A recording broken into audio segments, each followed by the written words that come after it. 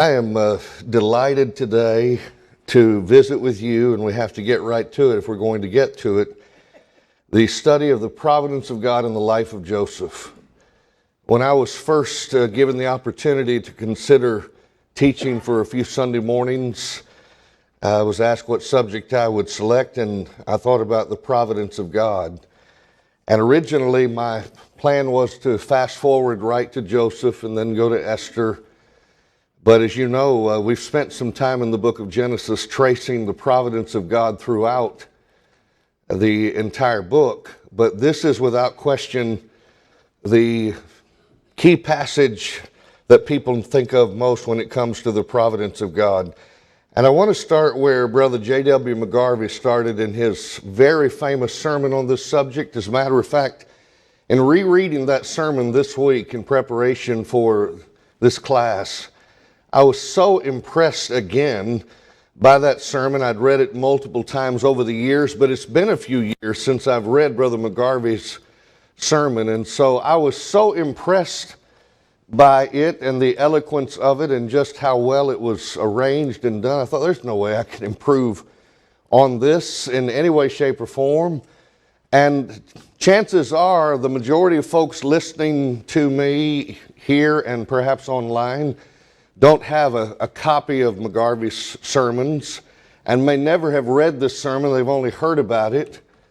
And so I thought to myself, what I'm going to largely do is give you a number of the questions and the content that comes from this sermon so you'll be exposed to its greatness. Of course, it's great because it's based on the Word of God, which is the ultimate great book of books.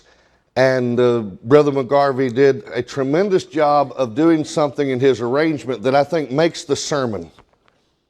We've often talked about how you can see providence more clearly sometimes, not right at the moment that it's happening to you, but when you look backwards, you can start seeing how all these things might have been providential. And when we look at the life of Joseph and the sermon that Brother McGarvey does, he starts in Genesis 45, and then he basically starts looking backwards to how we got to that point. And the providence of God is so clear in this case. And of course, Joseph affirms as much. In Genesis 45:4, he said to his brethren, now this is, remember, when he's about to reveal himself to his brothers that sold him into slavery, and he's about to identify himself. I am Joseph, your brother, whom you sold into Egypt. Now watch verse 5. Now therefore, be not grieved nor angry with yourselves that you sold me hither, for God did send me before you to preserve life. What an attitude.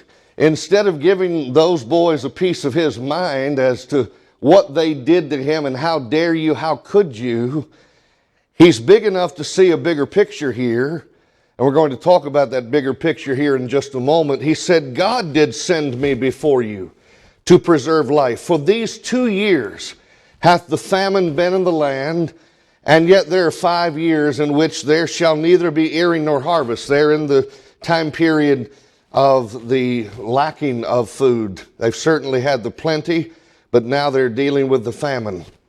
And watch verse 7. God sent me before you to preserve you a posterity in the earth and to save your lives by a great deliverance. Let me ask you a question. What if Jacob and all of his family members die because of famine? Does that affect you or me in any way, shape, or form? How does them starving to death hurt you, hurt me?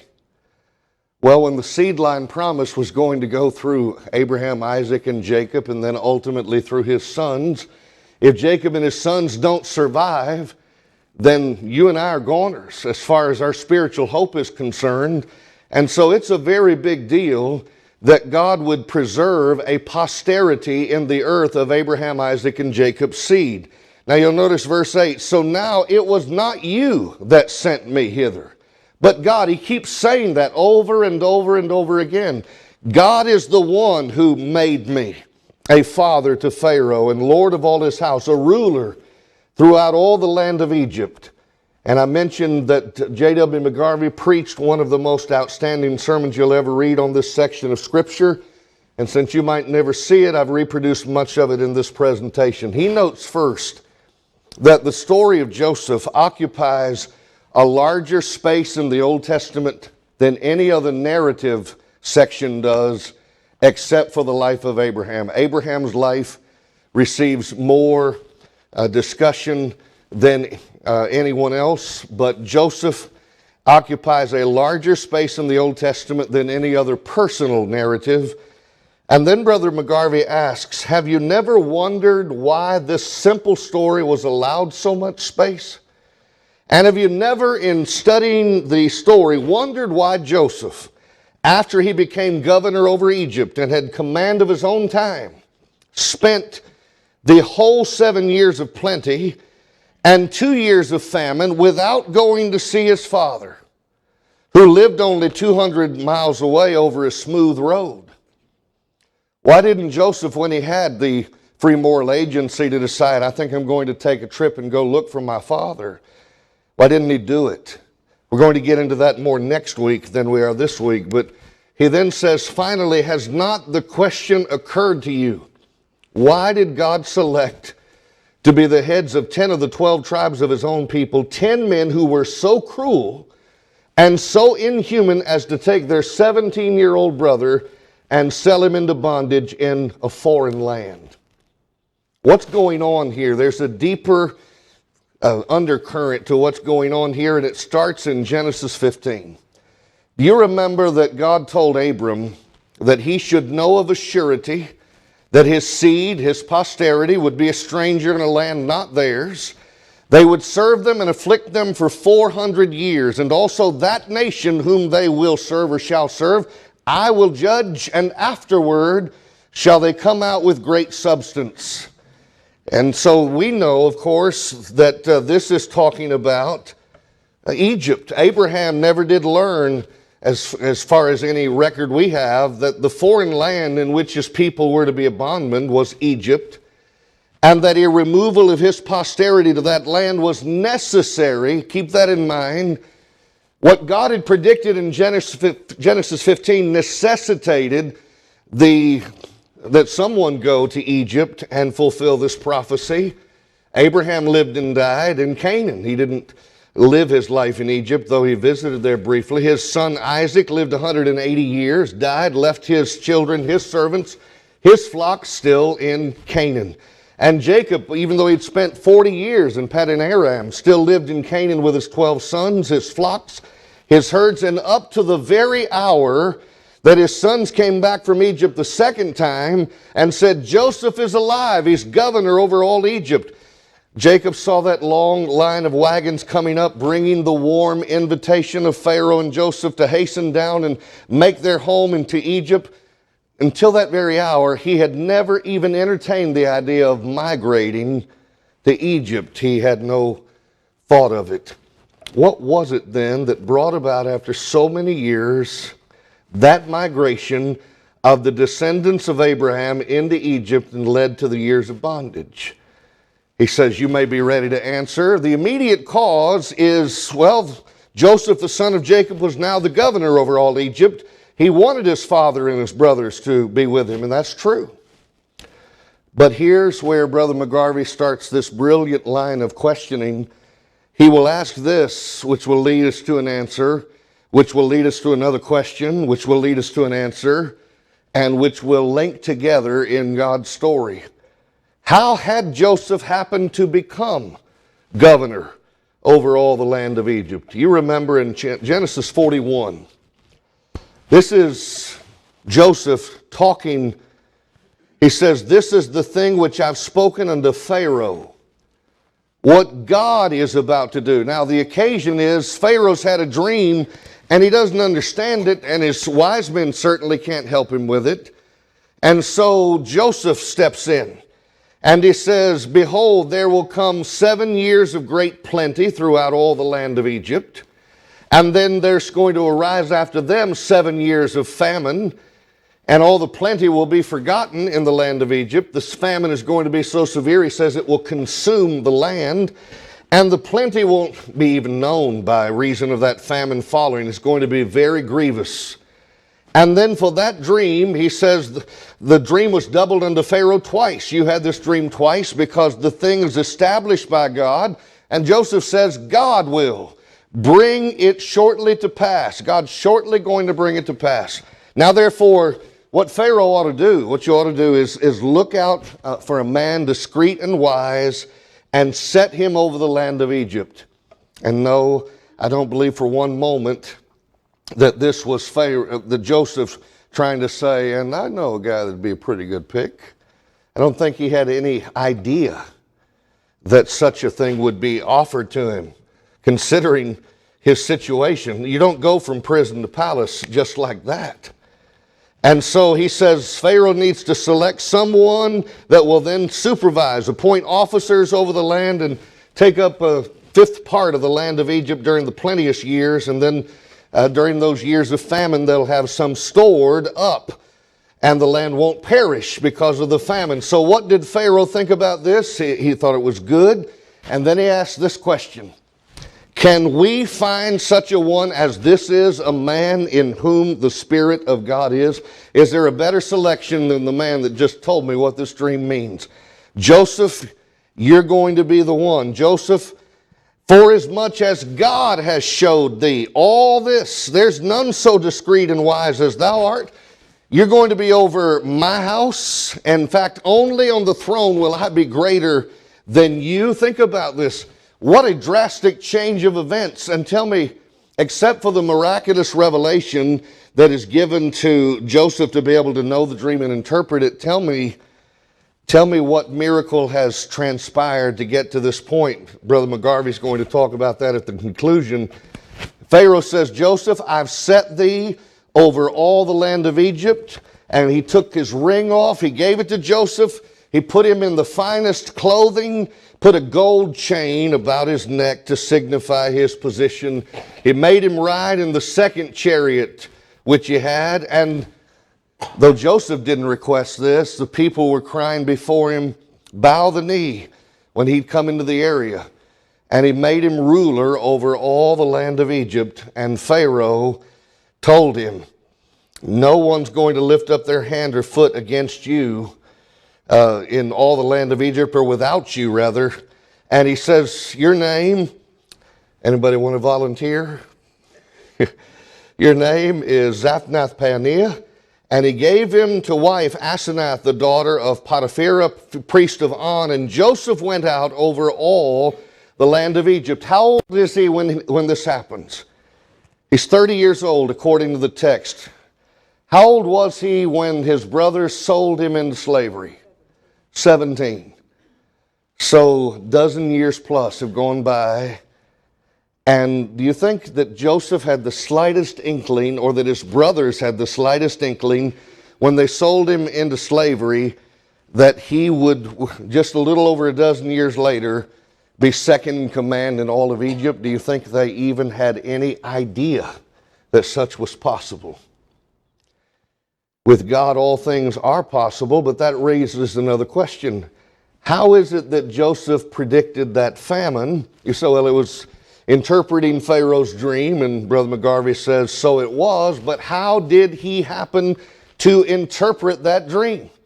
What put him in a position to where they would choose him to come before Pharaoh and try to interpret the dream? Well, the answer is found in Genesis 41, the first part of the chapter. Pharaoh has this dream. He's standing by the river, and he sees 7 well-favored kine and fat flesh. They fed in a meadow, and then 7 other kine came up after them out of the river. They didn't look so good. And the Bible says they ate up the 7 well-favored and fat kine, and then he wakes up. I've had some strange dreams. I'm sure you all have had some strange dreams, but if you had this dream, that would really be one of those ones you'd say, you wouldn't believe what I dreamed last night. But in this case, he actually slept and had the same dream. He dreamed this dream a second time, and 7 ears of corn this time came up upon one stalk. Oh, they were the finest rank and good. And behold, 7 thin ears that were blasted with the east wind. It was a hot, withering wind. They sprung up after them, and the 7 thin ears devour the 7 rank and full ears. So it's the same concept in the dream. And Pharaoh wakes up and he figures out, I've been dreaming. What does this mean? In the morning, his spirit's troubled. So he sent and called for get the magicians of Egypt, bring them in here. And all the wise men come in. Pharaoh says, here's what I dreamed. Now you tell me what it means. Now, could they? I think if my life was on the line, you might think you'd try to figure something out as to what it means. There's not any statement here about the same kinds of threats that we saw in Daniel 2 with Nebuchadnezzar and his dreams, but the failure of the magicians is the reason why Pharaoh's looking for someone else. And now here comes Joseph. But that raises a question, how did Joseph happen to be called on? What event led Pharaoh to know that Joseph might have some answers? Well, that's when in Genesis 41:9, the chief butler speaks up. I do remember my faults this day. Pharaoh was wroth with his servants. Let me tell you what happened. He put me in ward in the captain of the guard's house, both me and the chief baker, and we dreamed a dream in one night. I and he, we both had a dream. We dreamed each man according to the interpretation of his dream. And there was with us there there was a young man, a Hebrew. He was actually servant to the captain of the guard. We told him our dream. He interpreted to us our dreams. And it came to pass that just as he'd interpreted to us, so it was. Everything he said the dream meant came to pass. And I was restored to my office, and him he hanged. Well, what would you do if you're Pharaoh and you want to know the meaning of a dream and you just found out there's a guy that knows how to do that? Pharaoh sent and called Joseph, brought him hastily out of the dungeon, shaved himself, changed his raiment. You're going to see Pharaoh. You need to get dressed up here and purified and cleansed. And so Pharaoh comes before Joseph. I've dreamed a dream. There's none that can interpret it, but I've heard say that you can understand a dream to interpret it. What's the first thing Joseph wants Pharaoh to know? It's not in me.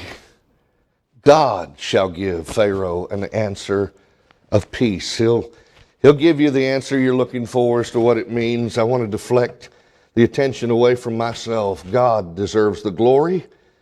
Now, Brother McGarvey asks this question, or makes this observation.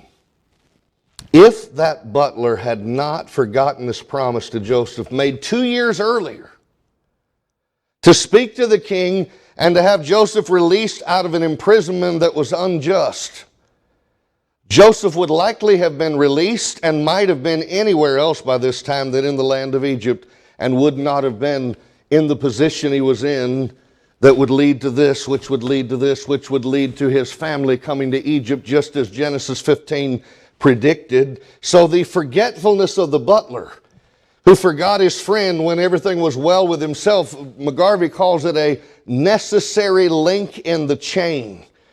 But then he asks this, how did he happen to interpret the dreams of the butler and the baker? And then, of course, we've already seen, and we read about this in Genesis 40. Genesis 41 was a recounting of that. Now we read the actual event where Joseph comes in unto them in the morning. He looks upon them and they're both sad. Well, he wants to know, why are you so sad today? Why do you look so sad today? And I said, well, here's the reason. We dreamed a dream and we don't have an interpreter. And then Joseph asked, don't you know that I'm a specialist? And no. He says, don't interpretations belong to God? Tell me those dreams, I pray you. Okay. So how did Joseph have the liberty to just be in charge of these prisoners and to have access to these high-ranking officials, the chief butler, the chief baker? How did he end up being in their sphere of environment, their sphere of living? Well, this is where we get answers by going backwards again into the text. Joseph's master in Genesis 39 actually took him and put him into the prison, a place where the king's prisoners were bound. He was there in the prison. But let me ask you, class, how many times have we seen this next statement throughout the book of Genesis? The Lord was with. I will be with thee. And verse 21 of Genesis 39, the Lord was with Joseph, showed him mercy, gave him favor in the sight of the keeper of the prison. And the keeper of the prison actually committed into Joseph's hands all the prisoners that were in the prison, and whatsoever they did there, he was the doer of it. He was in charge of the whole affair. And the keeper of the prison looked not to anything that was under his hand. Why? What does the Bible say is the reason why Joseph had such a favored position? Because the Lord was with him. And that which he did, the Lord made it to prosper.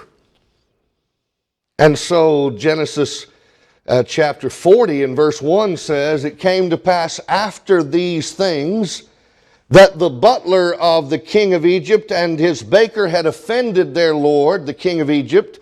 Pharaoh's wrath against two of his officers, we're told, and that's against the chief of the butlers and against the chief of the bakers. And so what did Pharaoh do with them?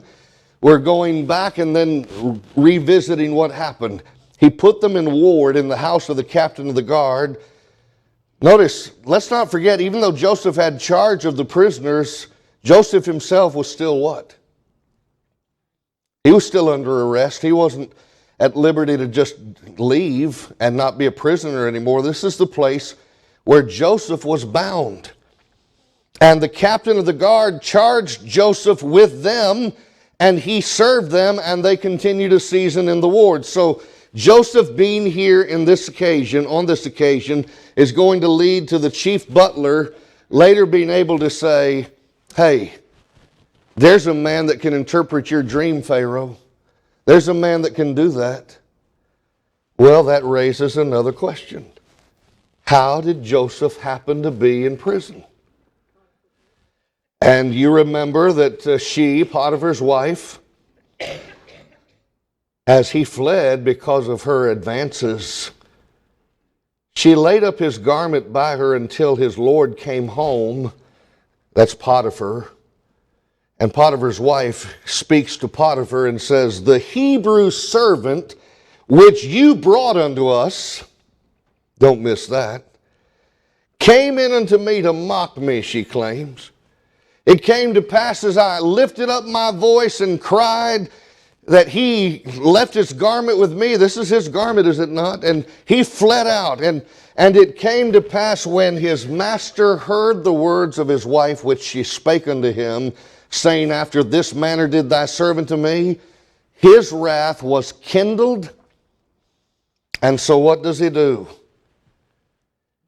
He takes him and puts him into the prison where all the king's prisoners were bound, and he was there in the prison. Brother McGarvey asked this interesting question. Have you not wondered why Potiphar did not kill him? And then Brother McGarvey makes this observation. These are his words, not mine. An average Kentuckian would have done it instantly. Of course, Brother McGarvey's delivering this sermon in Louisville, Kentucky, is where these sermons were delivered. And so he says, I think it depended upon the fact, and this is McGarvey's observation, it's not stated in the text, and he's not saying that it's stated in the text. He says, I think it depended upon the fact that Potiphar knew his wife well and knew Joseph well and had about as much confidence in Joseph's denial as he did in her accusation. I'm thinking of a story I heard about where a preacher went to visit a woman in the congregation at her request. She sounded distraught. The preacher went to visit her, and this was early on in his preaching life, and he thought it was such an emergency that he just headed over there. His wife was not with him, so he got inside the house, and she didn't take long to reveal what her thoughts and ideas were. She started, as he was sitting on the couch, coming down to attempt to sit in his lap. As he saw her attempting to sit in his lap, he starts standing up. As he starts standing up while she's starting to sit down, this collision causes her to fall to the floor, at which that very moment her son walks in the door and sees the preacher standing over the woman on the floor. Now this could really be bad, couldn't it? But his statement was, "Mother, what are you up to now?" Tell me if that preacher was kind of saved by the fact that this boy knew his mom was not one of great reputation in the first place. But it could have been worse. And certainly Potiphar would have known his wife, and I suspect that he would have known her characteristics, having been her husband. Be that as it may, whatever gave her the opportunity to bring such accusations against Joseph? What events happened that made it possible for them to even be alone in the same place? Well, in Genesis chapter 39, Joseph is brought down to Egypt, and Potiphar, an officer of Pharaoh, captain of the guard, an Egyptian, bought him. He purchased him from the hands of the Ishmaelites, which had brought him down there. Now, the very next verse, the Lord was what? With Joseph, and he was a prosperous man. He was in the house of his master, the Egyptian. And it didn't take long for Potiphar to figure out what? His master saw the Lord was with him, and that the Lord made all that he did to prosper in his hand. Have we ever seen this happen in the book of Genesis before? Has the providence of God ever provided blessings that trickled down to the others who were surrounding the person for whom the blessing was actually intended? Have we seen that? Tell me where we've seen that. We saw it in Abraham's life. We saw it in Jacob's life.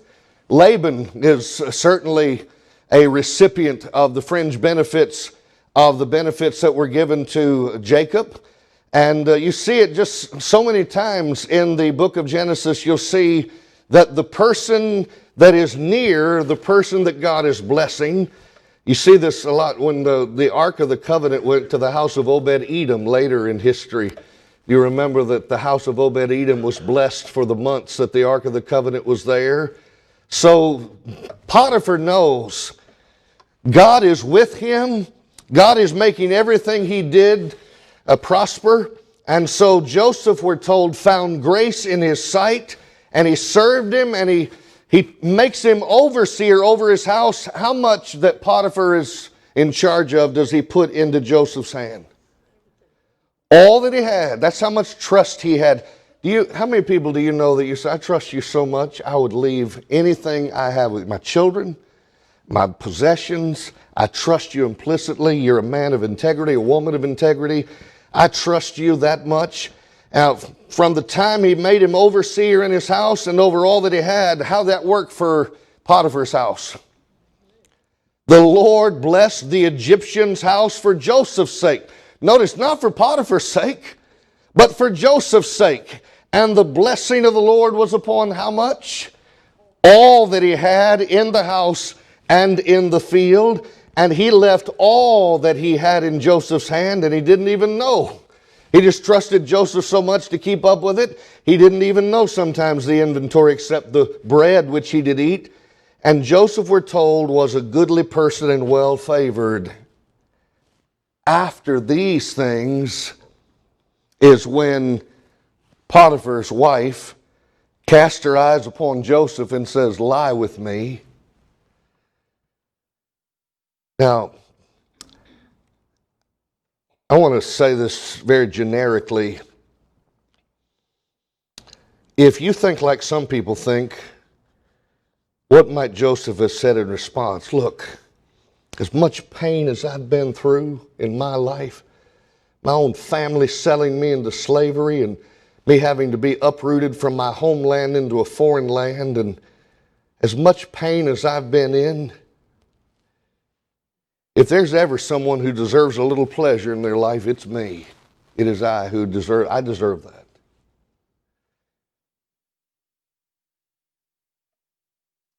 What does the Bible say? He refused. He says, my master, trust me, he doesn't even know what's with me in the house. He's committed all that he has to my hand, and there's none greater in his house than I am. So he hasn't kept back anything from me but thee. But that makes sense, because why? You're his wife. How then can I do this great wickedness and sin against God? Does she just take that, okay, all right, we'll never talk of this again? What does the Bible say in the very next verse? She tries this day by day. Do his defenses start breaking down? Does he start thinking, you know what? Things don't seem to be you know what? I deserve this pleasure. I deserve this. The reason I bring that up, actually, a preacher asked me to go to dinner with him, which I did. This was years ago too, by the way. This preacher asked me, he said, will you go to dinner with me? He had lost his job in recent weeks from the time we had the dinner. He'd lost his job because of adultery that he'd committed. And as we sat at dinner, he proceeded to tell me how badly the brethren had mistreated him, and he started listing off all the offenses that had, the pain that he'd had to endure, and proceeded to say, you know, I was just so hurt and beaten down that when this opportunity came, I just caved because of all the hurt that I'd been through. I knew him well enough, I thought, to say what I said. I said, so I guess you had it even as bad as Joseph, or worse, huh? And he looked at me and he said, touché. What was he basically trying to argue? That all the hurt the brethren had perpetrated upon me made it okay for me to do what I did. I had no choice but to look for some happiness because I was miserable because of the brethren. Is there anyone who could have made that argument more than Joseph himself? I mean, think about it. His own brothers, flesh and blood brothers, had sold him into slavery. And remember, that was plan B. What was plan A? They were going to kill him. So does Joseph get off into a far distant land where no one knows him and say, I can pretty much live like I want here without consequence because no one will ever know? And to this man's credit, he said to me, yes, I should have been more like Joseph and had the attitude of, no matter what's been done to me, how can I do this great wickedness and sin against God? Have you ever heard the expression, if you're mad at the dog, don't kick the cat? What's the idea behind that? It's, well, look, you don't take your frustrations with one thing out on another, and we don't do that with people either. We're not supposed to. And so Joseph, she trapped him. He went into the house to do his business. There were none of the men of the house there inside. And so she actually catches him by his garment, grabs a hold of his garment and says, lie with me. And he does what the Apostle Paul commands in 1 Corinthians 6:18. You remember what Paul said in 1 Corinthians 6:18? Flee fornication. And that's exactly what he did. He headed out. And as he got out of there, as he fled youthful lusts, 2 Timothy 2:22, his garment is in her hand. And so now she thinks, what am I going to do? I've been scorned like this. She saw that he'd left his garment in her hand and was fled forth. And so she starts calling out to the men of her house, see, he's brought in a Hebrew unto us to mock us. Look at this. Look what he came unto me to lie with me. And I cried with a loud voice. And it came to pass when he heard me screaming so loud, he left his garment with me and fled and got him out. And so Brother McGarvey says, but how did Joseph happen to be there as a house servant in the house of Potiphar? How did he even get there? Well, he was brought down to Egypt, and we read this verse earlier. Potiphar, an officer of Pharaoh, captain of the guard, bought him. But how did he happen to be in the slave market? How did Joseph ever get into the slave market for Potiphar to be able to purchase him? Well, this is amazing to me and sad indeed.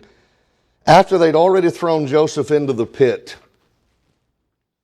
and were trying to decide exactly how to handle this, they sat down to eat. Apparently, there's not much conscience at this time in these boys.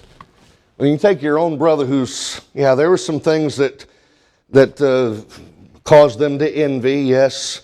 But when you take your own flesh and blood brother and you basically plan to kill him until someone stops you that's in the group, and then you say, okay, well, let's just have lunch and think about this. Maybe we'll sell him. We'll sell him, yes, we'll sell him. And lo and behold, they lifted up their eyes. Look, behold, a company of Ishmaelites coming from Gilead with their camels bearing their spicery and balm and myrrh. Where were they headed? Going to Egypt. Going to carry it down to Egypt. Now Judah speaks up and says, what profit is it if we slay our brother and then conceal his blood? We don't get anything out of that. I got an idea. Come, let's sell him. Let's sell him to the Ishmaelites, and let not our hand be upon him. He's our brother in our flesh. Oh, now he's getting moral?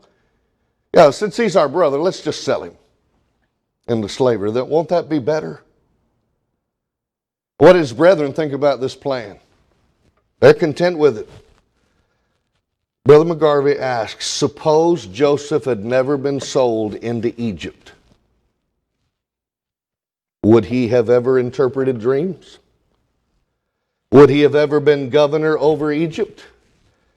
Would he have ever sent for his father and brothers to come down there to partake of the food that was there so they could survive? Think about it. Is it very important that Joseph go to Egypt? Is it very important to fulfill what Genesis 15 said and to fulfill and keep the seed line going with the, yes. So how did he happen to be sold as a slave? Well, after they made this plan to decide to sell him, the text seems to indicate that then there passed by Midianite merchants, and they drew and lifted Joseph up out of the pit, sold Joseph to the Ishmaelites, not for 30 pieces of silver, but for how many? 20. And they brought Joseph into Egypt. Now, Reuben actually returned to the pit. And Joseph's no longer in the pit. And he returns to his brethren and he says, well, the child is not. And I'm the firstborn, I'm going to have to answer for what's going on here. What happened to Joseph? Brother McGarvey notes this. If those traders had been 15 minutes later passing along, perhaps, Reuben would have taken the boy up and let him loose, and he would have gone back to his father and wouldn't have gone to Egypt and wouldn't have done the things he did there that led to this, which led to this, which led to that. Everything depended on him going to Egypt. But how did he happen to be in that pit from which Reuben was going to deliver him? The Bible says in Genesis 37:1, Jacob dwelled in the land wherein his father was a stranger in the land of Canaan. And Joseph's 17 years old at the time, and he's feeding the flock with his brethren, and he's with some of the sons of Bilhah and the sons of Zilpah, those other handmaids that we've talked about already in Genesis. And the Bible says this in verse 3, Israel, his name, remember, had been changed from Jacob to Israel, loved Joseph more than all his children. Why? Well, he's the son of my old age. And he made him a coat of many colors. Now, how does that go over with the others? When his brethren saw that their father loved him more than all his brethren, they hated him. They couldn't even speak peaceably unto him. They cannot have a civil conversation with him. Well, Joseph dreams a dream, and he tells his brethren. They hate him even more after he tells them the dream. Well, what's the dream? He said, hey, y'all need to hear about this dream I had. We were binding sheaves in the field, and then my sheaf arose and stood upright, and then your sheaves stood round about, and then they started making obeisance to my sheaf.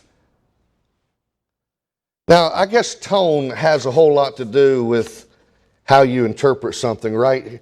If you read this with the tone of Joseph saying, nanny, nanny, nanny, look what you're going to do to me someday, then certainly there's no indication in the text that Joseph is trying to taunt them, although it may teach us that some information is just best kept to yourself. You don't have to tell everything you know, especially if it's going to further the rift between you. But in this case, there seems to be a desire for this to be known, and so his brethren say, well, what, shall you indeed reign over us? Shall you indeed have dominion over us? They hated him yet the more for his dreams and for his words. So he dreams another dream. By the way, I will say this, and these are my comments, not Brother McGarvey's, so I don't want to blame him for something that I may be mistaken about. But the fact that, look, do you think their hatred would have been at all noticeable to Joseph unless he's just got his eyes completely shut? After telling them the first dream, did they seem to welcome that dream? Hey, thanks for telling us that. That's great. Make sure you tell all of your dreams to us in the future. I guarantee you there was enough of a vibe there that Joseph could have picked up on that unless God tells him to tell the dream, I'm not sure there's a lot of advantage to it. Certainly he dreams another dream. He says, I'm going to tell you, I dreamed a dream more. The sun and the moon and the 11 stars, they all made obeisance to me. And then he told it to his father, and his father rebuked him and said, what is this dream that you've dreamed? Shall I and your mother and your brethren indeed bow down to you upon the earth? And his brethren envied him. His father observed the same, thinking there's something else going on here perhaps. And so then the brothers go to feed the flock in Shechem. Israel says, I want you to go and check out what's going on there. I want you to see whether it's well with the brethren, Genesis 37:14, and bring me word again. And then Joseph has some trouble locating them, and he says, I seek my brethren. Tell me, I pray thee, where are they feeding their flocks? He said, well, I heard they said they were going to Dothan. And so Joseph went after his brethren, found them in Dothan. Watch, even before he came near to them, what had they already decided? We're going to kill him. Oh, here comes the dreamer. The dreamer's coming. They are so sick and tired of hearing this, and they are way out of bounds in their reaction to this. Come now, therefore, and let us slay him and cast him into some pit in a dead condition. And we will say, they premeditated. We will say, this is premeditated. Some evil beast has devoured him. What did they end up doing after they sold him into slavery? Took his coat of many colors, dipped it in animal blood, handed it to their father, and let him draw essentially the same conclusion that an evil beast had devoured him. Reuben heard about their plans and delivered him out of their hands and said, well, let's not kill him. And then as we close, notice verse 22. Reuben says, shed no blood, just cast him in the pit that's in the wilderness. But we're told Reuben had a plan that he didn't tell his brothers about. He's going to rid him out of their hands and deliver him to his father again. But Reuben, while he's away, the Bible says they strip Joseph out of his coat. They take him and cast him into a pit. There's no water there. And then Brother McGarvey notes, this led us to this, which led us to this, which led us to this, which led us to ultimately, where did all of this start? The coat of many colors. And he said, every one of these causes stands like a link in the long chain by which God, having determined these Hebrews should dwell in Egypt for 400 years, draws them down to be where he wants them to be. And next week, we will look at this story and finish it up. So this long story is told as an illustration of the providence of God, by which God can bring about his purposes without the intervention of miraculous power, except here and there. And in all this long chain, there's only twice that we see miraculous things being done. We'll take it up there, Lord willing, next week and finish up the life of Joseph.